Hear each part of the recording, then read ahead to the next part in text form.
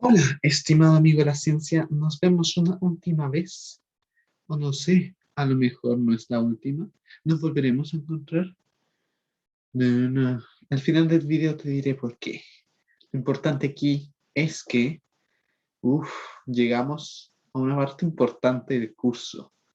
Ya vimos los cambios fisiológicos que se producían en múltiples sistemas, pero en el video de hoy veremos los cambios fisiológicos que se producen en el sistema cardíaco y en el sistema ventilatorio. O sea, en los pulmones y en el corazón. Lo importante aquí es entenderlo bien, porque en el futuro te va a servir caleta.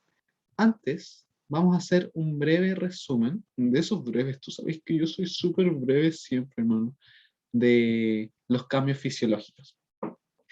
De nuevo, aquí aplica la misma regla para lo respiratorio y lo circulatorio. Todos los cambios fisiológicos se rigen y se producen por tres causas.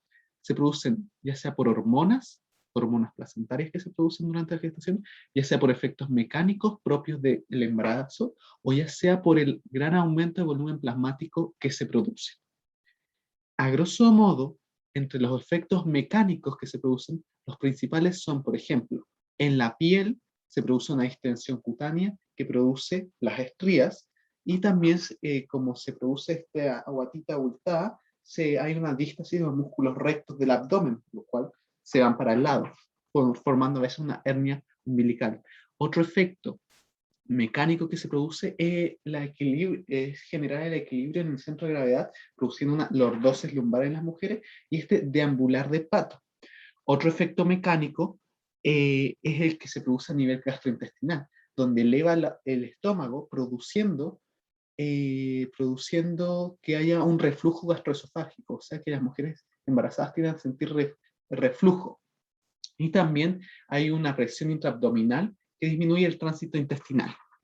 Esos son los principales efectos a nivel mecánico. Los principales efectos que se producen por este aumento de volumen plasmáticos podemos encontrarlo principalmente en la fisiología renal, debido a que como aumenta el volumen plasmático, aumenta el volumen sanguíneo y aumenta las filtraciones, pero también se filtran pequeñas cosas como glucosa, produciendo glucosuria, lo cual puede generar infecciones en la embarazada, hacerlas más susceptibles. Eso es respecto al flujo, es lo principal que produce fuera de lo que vamos a ver después, que es el gasto cardíaco y pulmonar. Y en hormonas se producen muchos efectos. A grosso modo, las hormonas tienes que saber que van a ver la progesterona y el estrógeno, van a ser hormonas encargadas de generar proliferación celular, pero a la vez disminuir el tono muscular, o sea que el músculo se vuelva como más blando y que haya menos contracciones. ¿Dónde podemos ver estos fenómenos? Lo podemos ver a nivel del útero, donde va a haber un aumento de tamaño producto de la progesterona, pero también se va a ver más blandito porque pierde la tonicidad, como dijimos. También podemos ver estos efectos, ahí podemos verlos principalmente. Otro efecto del estrógeno y progesterona es que estimulan los melanocitos, lo que produce en la piel hiperpigmentación y cloasma. También el estrógeno y la progesterona son moléculas con actividad anabólica, o sea, quieren construir cosas, por lo cual se estimula la lipogénesis y la captación de glucosa durante la primera etapa del embarazo. Eh, Otro efecto de hormonas que podemos encontrar es que este aumento de progesterona va a causar a nivel de gastrointestinal que haya mucha relajación, pero no que no haya movimiento. Entonces no pueden, las vísceras no pueden aumentar la comida, no puede pasar la comida, entonces hay estreñimiento.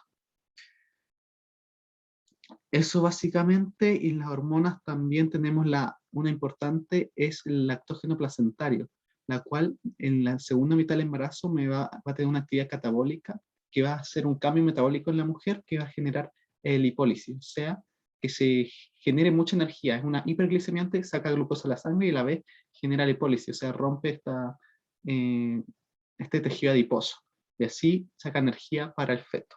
Pero también está lactógeno placentario, más la prolactina estimula el crecimiento de las mamas. Y otra hormona que tenemos, por ejemplo, la gastrina, que aumenta la secreción de ácido. Y eso sería como un resumen bien resumido de los cambios fisiológicos del embarazo en estos sistemas. Pero ahora veamos un sistema más entretenido. Veamos el sistema respiratorio. Ay, no se ve mi mouse. Ahí, voy a poner puntero. Puntero láser. Listo. Para entender qué pasa con la ventilación en las mujeres, hay que entender que ellas necesitan un consumo mayor de oxígeno, necesitan más oxígeno. ¿Por qué? Piensa que hay un parásito en ti, entonces no solo necesitan, entonces de partida necesitan más oxígeno para solventar el metabolismo del feto y placenta, pero además todo el metabolismo de la mujer, de la madre, se ve afectado y se ve estimulado. Necesita producir muchas cosas para el feto. Perdón, para el feto. Es por ello que 2/3 de este consumo se debe al metabolismo de la madre y 1/3 al metabolismo del feto y de la placenta. Aquí voy, que la madre va a tener un aumento en el consumo de oxígeno debido a que tiene necesidades más allá de la de una persona normal. Ya, pero ya vamos a hablar de esto. Lo primero que tienes que saber es que en el pulmón vamos a tener la capacidad pulmonar total, que es el volumen total que va a albergar el pulmón. Este volumen total se va a componer de dos volúmenes, un volumen dinámico y un volumen estático. Aquí tenemos la capacidad vital, va a ser este volumen dinámico, o sea, el volumen que se mueve por el pulmón. En cambio, el volumen estático lo vamos a conocer como volumen residual, que es el volumen que queda y es para que las paredes no colapsen. Entonces siempre queda un pequeño volumen para evitar este colapso de los bronquios y de los alvéolos. En cambio, tenemos este volumen vital, que se va a componer básicamente del volumen corriente, que es el volumen de oxígeno que transitas normalmente mientras respiras. Vamos a tener un volumen de de reserva inspiratoria, que es el máximo volumen al inspirar, ¿cachai? El máximo volumen que se puede inspirar, y un volumen de reserva expiratoria, el máximo volumen de expiración. O sea, el mínimo volumen que se puede y el máximo. ¿Qué va a pasar? Entonces tenemos ¿cómo se dice? Capacidad pulmonar total. Tenemos el volumen residual. ¿Qué pasa con el volumen residual? En las embarazadas pasa que tenemos este feto, tenemos este embrión, y va a generar una compresión del diafragma, pero y de los pulmones. Y al generar esta compresión, va a generar que el volumen residual sea menor, o sea, haya un menor espacio para almacenar volumen. ¿Ya? Entonces esto lo podemos ver aquí, volumen residual disminuye. ¿Qué otra cosa pasa? Hay una compresión del diafragma. ¿Qué quiere decir esto? Que tiene menos espacio en el tórax para producir inspiraciones. ¿Esto en qué se traduce? Se traduce en que tiene menos espacio para respirar, pero necesita más oxígeno. Esto significa que las embarazadas tienden a hiperventilar más, necesitan más oxígeno. Su volumen corriente, su volumen de respiración normal, tiene que ser mayor, debido a que necesitan inspirar más oxígeno, ¿ya? Y aquí podemos ver cómo el volumen corriente aumenta. Aquí está, volumen corriente de 500 a 550. Entonces el volumen corriente aumenta, porque necesitan más oxígeno. El volumen corriente aumenta. ¿Qué otro valor podemos tener? Tenemos que se va a mantener igual el volumen de reserva inspiratoria, o sea, la capacidad que tienen de expandir va a ser la misma en embarazadas que normal, porque ninguna va a poder expandir más. Ahora, la capacidad que tiene de botar va a ser menor en embarazadas, ¿ya? Ahora, un punto importante es que les decía que las embarazadas tienden a hiperventilar porque necesitan más oxígeno y porque tienen menos capacidad para mover el diafragma. Al hiperventilar, liberan mucho CO2. Entonces se quedan con muy poco CO2, con muy poco, y el CO2 si se asocia con agua genera ácido carbónico. Entonces, si eliminan mucho CO2, lo que se va a producir es una alcalosis. Entonces, las embarazadas suelen tener una leve alcalosis debido a que eliminan mucho CO2. Y eso básicamente. Entonces, otro punto. Entonces, finalmente lo que vamos a tener es que la capacidad pulmonar total de la embarazada se va a ver disminuida. ¿Por qué? Básicamente porque hay una comprensión del diafragma y de los pulmones, porque la mujer va a necesitar más oxígeno, la mujer va a hiperventilar, entre otras cosas. Ya. Entonces, Checklist. Mujer embarazada va a necesitar más consumo de oxígeno, sin embargo va a tener menor movimiento de diafragma y va a tener una compresión de los pulmones. Va a tener menos volumen residual, va a tener más volumen corriente y va a tener un volumen respiratorio expiratorio de reserva de expiración menor. Eso. Si hay alguna duda, me preguntan a mí. Porque esto no es tan difícil, pero hay que tenerlo bien claro. Ahora, algo muy entretenido que viene ahora. Ay, escucha. Ya, esto es, ¿qué pasa con todo lo que es el sistema circulatorio? ¿Qué pasa con el corazón? ¿Cómo bombea? ¿Cómo es esto? ¿Cómo es lo otro? Tapa un poco. El primer concepto que tenemos que tener muy claro es el volumen ventricular. El volumen ventricular va a determinar mucho lo que es el gasto cardíaco que lo vamos a ver. Entonces, ¿qué es el volumen ventricular? Para explicar el volumen ventricular, voy a usar este frisbee de la clínica alemana, perro. Yo no soy de la clínica alemana, no califico para eso. Pero perro, clínica alemana. Ya, entonces, esto es para Santiago, no sé cómo será en la clínica alemana en Valdivia, pero la clínica alemana en Santiago es como terrible pituca. Esta es una referencia, no sé cómo sea allá. Pero perro, ya. Lo importante es que tienes el volumen ventricular, ¿ya? El volumen ventricular, te lo voy a explicar mejor con esta imagen. Entonces tiene el volumen ventricular, el cual tiene el corazón, tiene los ventrículos. Los ventrículos están así, ¿ya? Tienen un nivel basal y se tienen que expandir y porque se llenan de sangre y luego eyectan sangre.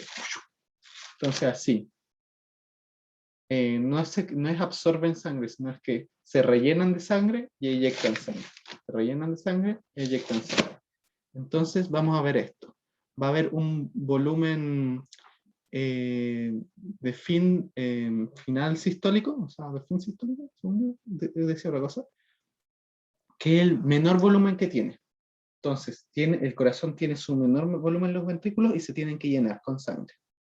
Y aquí alcanzan su máxima expansión, que se va a conocer como el volumen distólico como final. Una cosa así, volumen distólico final. Es como su máxima expansión. Entonces, cuando está este proceso de estar vacío a llenarse completamente, se llama diástole. Luego, cuando está en diástole, toda esta sangre que tiene los ventrículos, tienen que eyectarlos. Tienen que eyectarlos hacia el cuerpo.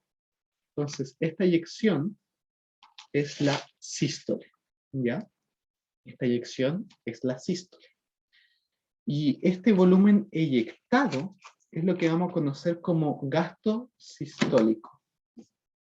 Como gasto sistólico. Entonces, ¿qué es el gasto sistólico? Es el volumen eyectado, ¿ya? Y aquí hay un concepto muy importante, que es el volumen residual. ¿Qué es el volumen residual? Es lo mismo que en los pulmones, o sea, es el volumen mínimo que queda para que no colapsen las paredes de los ventrículos. Entonces, ¿cómo calculamos el volumen eyectado? Lo calculamos a partir de el volumen máximo, como esta otra imagen, el volumen total, es el volumen total diastólico, el volumen máximo que alcanza el ventrículo, menos el volumen residual, el volumen mínimo que va a tener. Entonces, si restamos lo máximo con lo mínimo que tiene, vamos a tener el volumen que se va a eyectar, el volumen que saca el ventrículo. ¿Ya? Teniendo esto claro, una aclaración entre paréntesis. Vamos a ver primero la fisiología normal y luego lo que pasa en la embarazada. Ya, entonces, eso es muy importante. Luego, teniendo esto claro, podemos pasar a lo que es el gasto cardíaco. ¿Qué es el gasto cardíaco? Es el volumen eyectado desde el corazón en un minuto. Entonces, ¿cómo se calcula? Como el volumen que sale en una sístole, en una contracción, por la cantidad de veces que lo hace. O sea, en un minuto, tú tienes una eyección de sangre, son, no sé, ponte tú 70 ml. El corazón saca 70 ml de sangre, pero en un minuto lo hace 70 veces. Entonces el volumen que sale desde el corazón a la sangre, el volumen, la cantidad de sangre que circula desde el corazón hacia los tejidos es de 4.900 milímetros por minuto. O sea, prácticamente 5 litros por minuto. ¿Ya? Entonces, eso es lo que es el gasto cardíaco, la cantidad de sangre que circula desde el corazón, que va a depender entonces de la frecuencia cardíaca, la cantidad de veces que bombea por minuto, por el gasto sistólico, que es el volumen eyectado por cada contracción. Este volumen sistólico importante, un importante punto es que depende de la contractibilidad del miocardio. Entonces uno dice que el gasto cardíaco depende de la frecuencia cardíaca y de la contractibilidad del miocardio. No dice que depende del gasto sistólico. ¿Por qué? Dice que depende de la contractibilidad al miocardio debido a que este es el miocardio, el miocardio va a estar estrechamente relacionado con el volumen residual. Si hay más contractividad del miocardio, va a contraer este volumen residual, va a contraer esto, y va a ser menor el volumen residual, va a ser menor el volumen que quede. Y si es menor este valor, la diferencia va a ser mayor. Entonces, la contractibilidad del miocardio va a determinar los parámetros del gasto cardíaco. ¿Ya? Luego vamos a ver otros factores de acoplamiento que determinan el gasto cardíaco, pero primero quiero tocar otro tema, que es la presión arterial. ¿Qué entendemos por presión arterial? La presión arterial va a ser básicamente el gasto cardíaco, la cantidad de sangre que sale desde los pulmones, desde el corazón, por la resistencia periférica total. O sea, la resistencia de que esta sangre vuelva. ¿Ya? Es que esta sangre vuelva. Y es que la sangre como un fluido sigue la misma mecánica. Para ir de un lugar a otro, necesita que haya más presión aquí y menos presión acá. ¿Ya? Entonces necesita que haya más presión aquí y menos presión acá. ¿Por qué? Porque si hay más presión aquí y menos presión acá, se va a favorecer mucho la salida y eyección de sangre. En cambio, si hay poca presión, no se va a favorecer, la sangre no va a querer ir. Entonces ese concepto de presión es sumamente importante tenerlo claro. Entonces tenemos la presión arterial que depende del gasto cardíaco y de la resistencia periférica total. Entonces la resistencia periférica total, entenderla como esta resistencia a la sangre a volver. Porque tú sacaste sangre. Piensa esto como en el metro. Piensa que tú estás en el metro, dentro del metro en horario punta y afuera no hay nadie. Si tuvieras la voluntad de elegir, fuera de si tienes que ir a cierto lado, si puedes elegir quedarte dentro del metro o salir a donde está vacío, créeme, vas a querer salir. Entonces vas a salir. Entonces esto es lo que es la presión. O sea, aquí es como más o menos, aquí influye como el gasto cardíaco. Sale mucha gente. Ahora, la resistencia periférica es la tendencia de la sangre a volver. O sea, ¿cuántas ganas tienes tú de volver a ese metro? Tú estuviste en un metro lleno en horario punta. O sea, tú no quieres volver a ese metro. O sea, tu resistencia periférica es mucha. Tú definitivamente no quieres volver al metro. Por lo tanto, necesita una mayor presión, esta es la presión diastólica, necesita una mayor presión necesitas una mayor presión para obligarte a volver al metro. En cambio, si por ejemplo el metro es muy grande y hay harta gente pero no se nota, no vas a necesitar tanta presión porque vas a decir, bueno, sí, me dicen que vuelva al metro y en verdad no lo puedo hacer tan mal, así que vuelvo. Entonces hay una menor resistencia periférica y no hay que ejercer tanta presión para que la sangre vuelva, para que las personas vuelvan. En eso consiste la resistencia periférica, que va a depender básicamente del largo de los vasos. A mayor largo, mayor resistencia. De la volemia a mayor volemia, mayor resistencia periférica, por lo tanto se necesita más presión para que vuelva. De la viscosidad, mientras más viscoso, más difícil es que pase el fluido, por lo tanto más presión necesito ejercer para que vuelva. De la elasticidad de los vasos menos elásticos, es más difícil que vuelva y necesito meter más presión. Vasodilatación versus vasoconstricción. En la vasoconstricción necesito más presión para que vuelvan los fluidos, en cambio en la vasodilatación es más fácil que vuelvan, porque hay mayor camino, la gente camina más, es más fácil que vuelva. Eso es respecto a la vinculación que se realiza entre el gasto cardíaco, la presión arterial, la resistencia periférica total y el gasto sistólico. Otros factores que tenemos que ver, por ejemplo, en el gasto cardíaco es el retorno venoso, ¿ya? Que es, ya está bien, el corazón eyecta sangre, el gasto cardíaco es la cantidad de sangre que sale, pero para que salga sangre tiene que llegar, y aquí influye el retorno venoso, cuánta sangre es capaz de llegar, que se vincula también con la resistencia periférica. O sea, estas flechas con puntitos, o sea, como entrecortadas, indica que son factores que se asocian también, o sea, que se asocian. Ahora, esto es normal, pero ¿qué pasa en una embarazada? ¿Qué pasa en una embarazada? Bueno, lo que pasa en una embarazada es lo que básicamente se rige porque aumenta mucho el flujo, pero disminuye la viscosidad. ¿Ya? Muy importante. Entonces, ¿qué va a pasar con el gasto cardíaco, por ejemplo? Como aumenta el flujo, va a aumentar aquí el volumen total. O sea, la resta va a ser mayor. O sea, este número va a ser mayor, entonces va a aumentar el gasto cardíaco. Pero no solo aumenta el flujo, no solo aumenta este volumen total, sino que aumenta la contractividad del miocardio por ciertas hormonas. ¿Y qué hace que la contractividad del miocardio? Que el volumen residual sea menor. Y si el volumen residual es menor y el volumen total es mayor, el gasto sistólico es un valor mucho mayor al que era antes. Entonces, el gasto cardíaco aumenta. ¿Qué pasa ahora con la resistencia periférica total? La resistencia periférica, habíamos dicho que, por ejemplo, cuando había más flujo, era una mayor resistencia. A mayor flujo, mayor resistencia periférica. Entonces uno diría, entonces la embarazada tiene mayor resistencia periférica. Pero no, porque hay más factores que disminuyen la resistencia periférica, como cuál, como la viscosidad de la sangre. Recordar que hay mucho fluido y poco glóbulo rojo, entonces la sangre es muy poco viscosa. Y al ser poco viscosa, se favorece que transite y se disminuye la resistencia. Pero también hay una vasodilatación producto de hormonas. Tantas hormonas producen una vasodilatación, y esta vasodilatación lo que produce es que sea más fácil y haya una menor resistencia. Específicamente prostaciclinas, progesterona y estrógeno. Pero también se produce también por la hormona una disminución a la sensibilidad vasoconstrictora. O sea, además de estar vasodilatada, es sensible a vasoconstrictores, es menos sensible a vasoconstrictores, entonces si hay vasoconstrictores no le hace nada. Entonces, a pesar de haber un aumento de flujo, debido a todos estos factores, la resistencia periférica total va a ser menor. Y como es menor, la presión que se tiene que ejercer va a ser menor. O sea, este numerito va a ser menor. Resistencia periférica total va a ser menor. Entonces, teníamos que la presión arterial era el gasto cardíaco por la resistencia periférica total. Entonces, ¿cómo está? Uno podría pensar al principio que está aumentada porque el gasto cardíaco está aumentado, pero no. Debido a que este número disminuye, la presión arterial, de hecho, se mantiene al principio, luego baja, como esta curva, y luego vuelve a subir. Así es como la presión arterial de...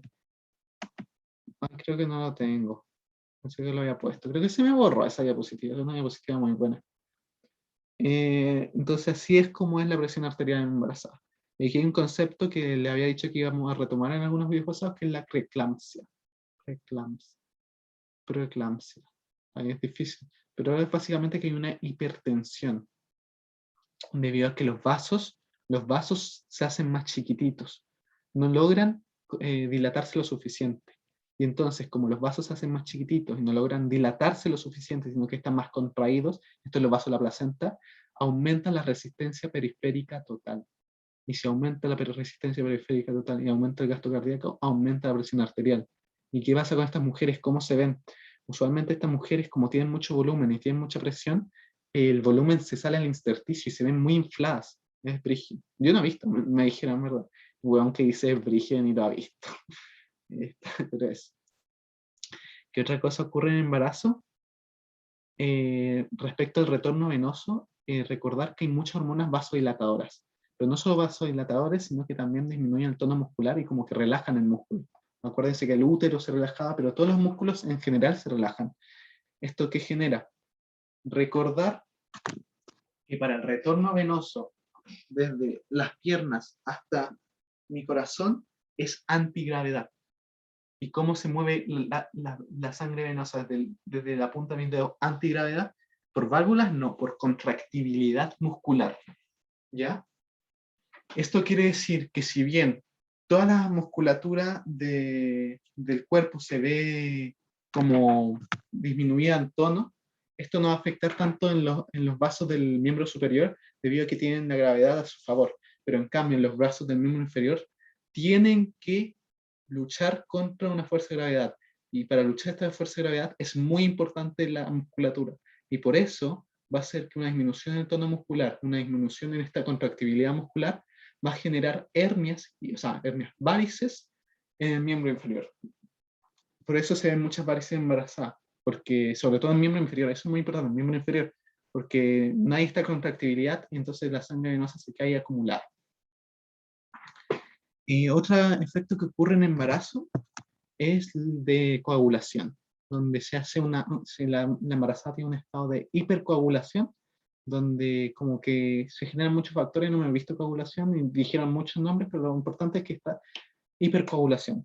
¿Y esto por qué? Porque el cuerpo sabe, hermanito, el cuerpo es sabio, y sabe que va a sangrar mucho, y como sabe que va a sangrar mucho, como que se prepara, y por eso es una hipercoagulación, para que cuando tenga el momento del parto, esté preparada para coagular toda esa sangre que se va a perder, y así no se pierda tanto. Aquí hay un efecto que hay que destacar, que es el efecto Poseiro. Eu você a brasilensis, eu Poseiro. Weón, brasileño para la wea. Ya, ¿qué es el efecto Boseiros? Es un síndrome de hipotensión supina. Básicamente la embarazada está acostadita y el feto, como es un huevón inconsciente que no piensa en su madre, ¿qué huevón más inconsciente? Me cae pésimo el feto. Ah, no, te caché. Ya, genera una comprensión de los grandes vasos, ¿ya? Genera una comprensión que es la vena cava inferior y la aorta. Entonces tenemos el feto, pensar que estoy acostada, este es el feto, y como genera una compresión de los vasos, ¿ya? Entonces al generar esta compresión, ¿qué va a producir? Va a hacer que llegue menos sangre, que haya una hipotensión, que disminuya el retorno venoso, que por ende disminuye el gasto cardíaco y que haya una taquicardia. Esto puede causar muchas náuseas y mareos. ¿Cuál es la solución? Si el problema es que hay mucha tensión así, lo más fácil es lateralizar.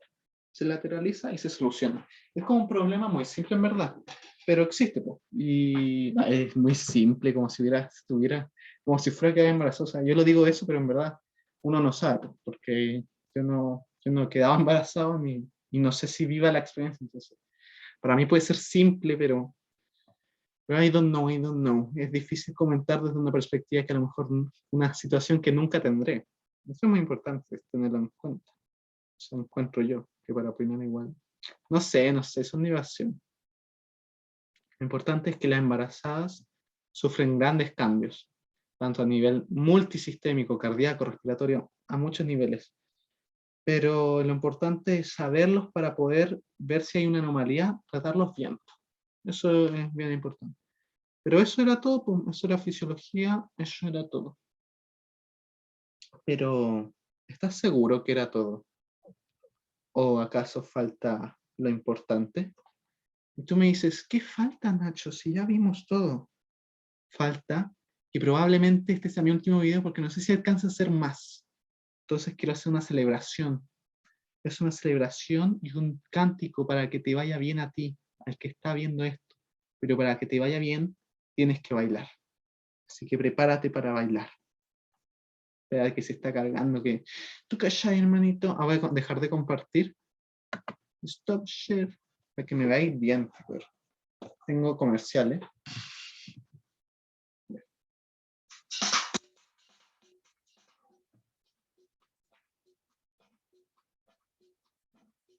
Vale, hermanito.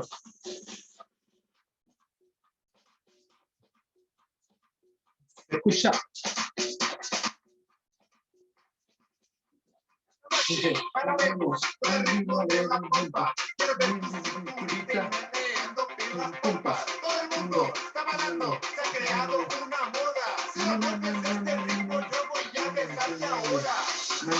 para arriba, manos para arriba, manos para arriba, manos para arriba, manos para arriba, manos para arriba, manos para arriba, manos para arriba.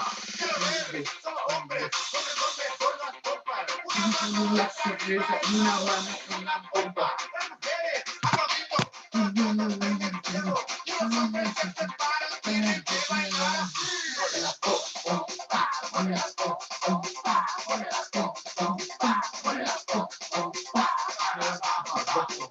Arriba, arriba, hombre, para abajo, abajo, hombre, para arriba, arriba, hombre, para atrás, para atrás, para atrás, para atrás.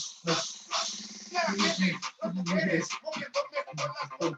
una mano hacia arriba y la otra en la pompa. Las mujeres se preparan para bailarle a ellos. Y ahora todas las chicas se preparan para bailar. 1, 2, 3, mueve la pompa, mueve la pompa, mueve la pompa, mueve la pompa, para abajo, abajo, para arriba, arriba, para abajo, abajo, para arriba, arriba, para atrás, para atrás, para atrás, para atrás, para atrás, mueve la pompa, mueve la pompa, mueve la pompa, mueve la pompa.